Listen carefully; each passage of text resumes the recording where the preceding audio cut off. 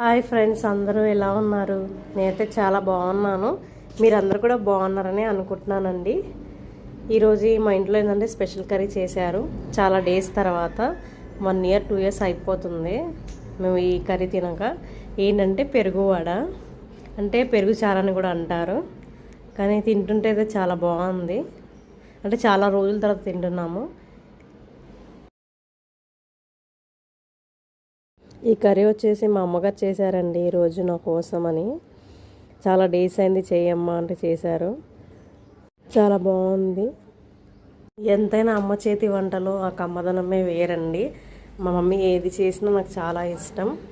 ఎందుకంటే మనం homely food అనేది ఎంత మిస్ అవుతాం అనేది హాస్టల్లో ఉండే వాళ్ళకైతే చాలా బాగా తెలిసిద్ది. ఆ వాల్యూ అనేది తింటుంటే ప్రతి ముద్దలో అసలు నోట్లో వాటర్ వచ్చేస్తున్నాయి. అంత బాగుందన్నమాట టేస్ట్.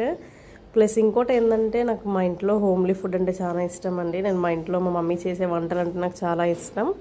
అండ్ మా అక్క వాళ్ళు చేసే వంటలు అన్నా కూడా నాకు చాలా ఇష్టం అండి. ఎందుకంటే ఇది హాస్టల్లో ఉన్నప్పుడు ఇవన్నీ కూడా నేను మిస్ అయిపోయాను అనమాట, ఫుడ్స్ అన్నీ కూడా.